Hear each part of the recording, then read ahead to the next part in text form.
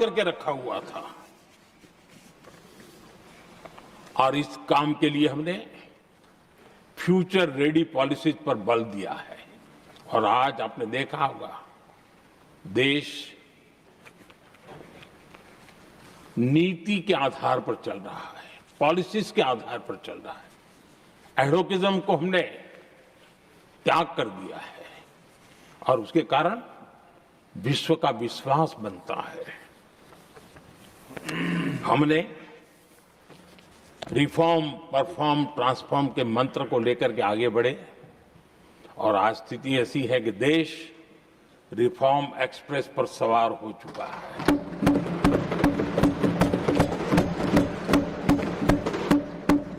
हमने structural reforms किए हैं, प्रोसेस से जुड़े रिफॉर्म्स किए हैं, पॉलिसीज में रिफॉर्म किए हैं।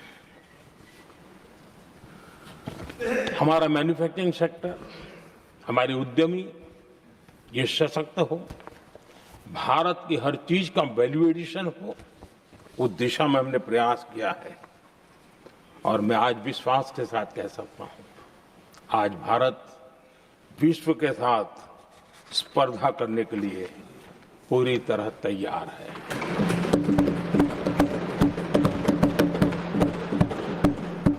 जब मैं विश्व के सीईओ फोरम की समिट देखता हूं, आज दुनिया हमारे उद्यमियों को समानता के रूप में देखती है। और जब पिछले दिनों सभी दलों के डेलीगेशन विश्व में गए थे, ये भाव उन्होंने भी अनुभव किया और आकर के मुझे सभी दल के माननीय सांसदों ने अपने अनुभव बता रहे थे, बड़ा गर्व से कह रहे थे कि हाँ, बराबरी से बात हो रही है। ये हमारे लिए अपने आप में बात है। आदरणीय सभापति जी, एमएसएमई का बहुत बड़ा नेटवर्क जितना सामर्थ्यवान होता है, वो लंबे अरसे तक इकोनॉमी को एक ताकत देता है। हमने उस दिशा में बल दिया और हमने कई रिफॉर्म्स किए हैं। आज हमारे एमएसएमई नेटवर्क पर दुनिया का भरोसा बढ़ रहा है।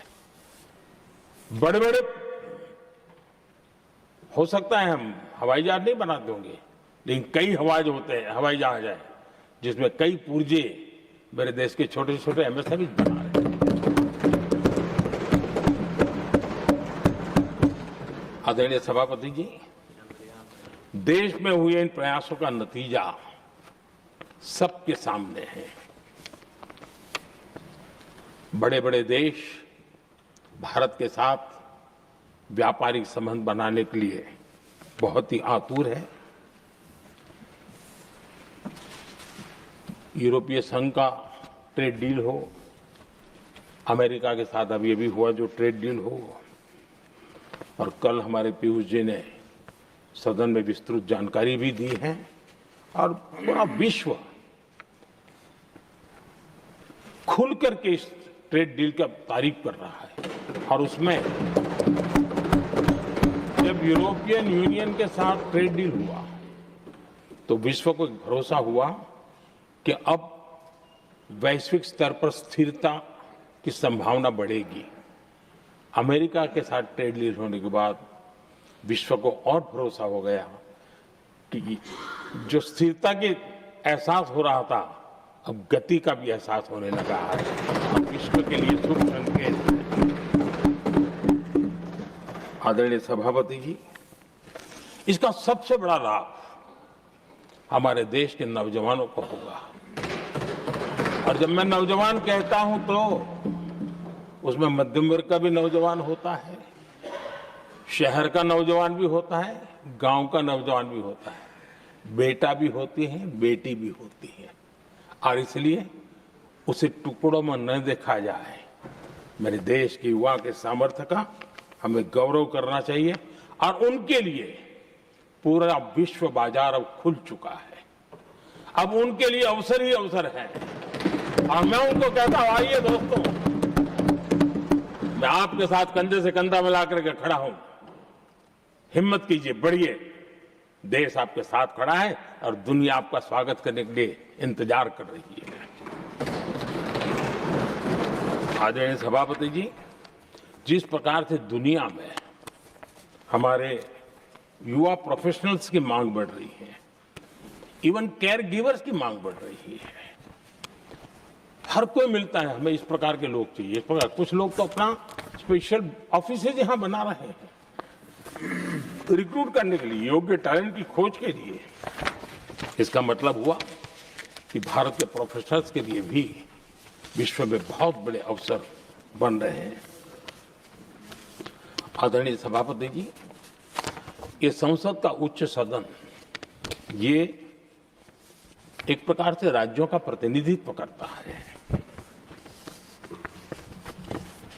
और जो चर्चा की बारीकियां मैंने देखी, मेरा मन कहता है कि थोड़ा स्तर इसका ऊपर होना चाहिए था, और वहां से तो ज्यादा होना चाहिए। वो तो कितने साल तक सरकारों में रहे हैं, वहां से जरा चर्चा का स्तर ऊंचा होना चाहिए था, लेकिन उन्होंने ये मौका भी गंवा दिया। देश उन पर कैसे भरोसा कर सकता है। आदरणीय सभापति जी, मैं कल एक माननीय सदस्य को सुन रहा था। यूं तो वो अपने आप को राजा कहलाने में बहुत गर्व करते हैं, लेकिन वे आर्थिक असमानता की चर्चा कर रहे थे। बताइए, जो खुद को राजा माने और वो आर्थिक असमानता की बात करे, तो आपको लगता है कि क्या यही देखने के बाकी रह गए थे क्या? आदरणीय सभापति जी, हमारे टीएमसी के साथियों ने काफी कुछ कहा। जरा खुद तो अपने गरेबा में देखें। निर्मम सरकार पतन के जितने भी पैरामीटर्स हैं, उन सब पैरामीटर्स में नए नए रिकॉर्ड बनाते जा रहे हैं, और यहां उपदेश दे रहे हैं, कार के अंदर डूब रहा है। घुसपैठ, दुनिया का समृद्ध से समृद्ध देश भी अपने यहां गैर कानूनी नागरिकों को बाहर निकाल रहा है। हमारे देश में घुसपैठियों को बचाने के लिए अदालतों को तब तक प्रेशर पैदा किया जा रहा है।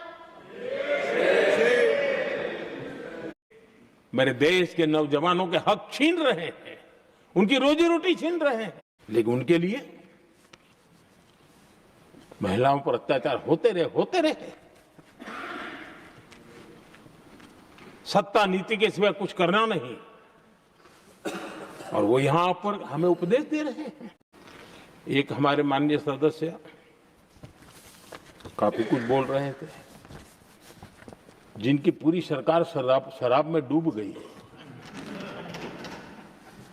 जिनके शीश महल घर घर में नफरत का कारण बन गए,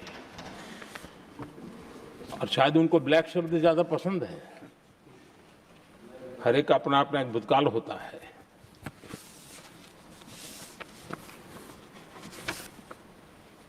पता नहीं ब्लैक के साथ उनका क्या पुराना रिश्ता है।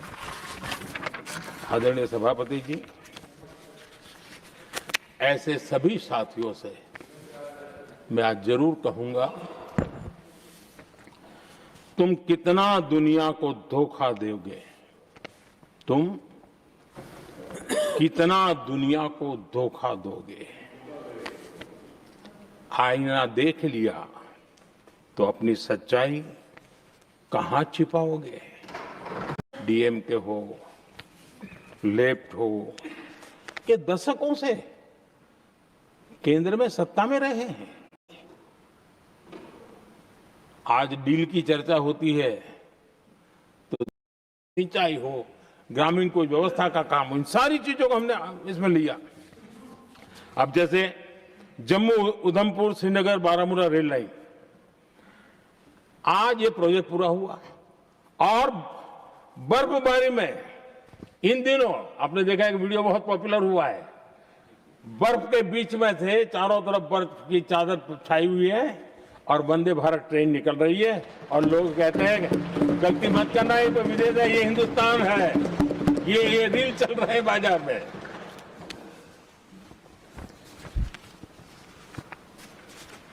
लेकिन 3 दशक तक यही प्रोजेक्ट लटका हुआ। हमारी सरकार ने, बताइए, ये तो मान करके बैठे थे। उनका लोकतंत्र, संविधान का कोई लेना देना नहीं। उनको तो लगता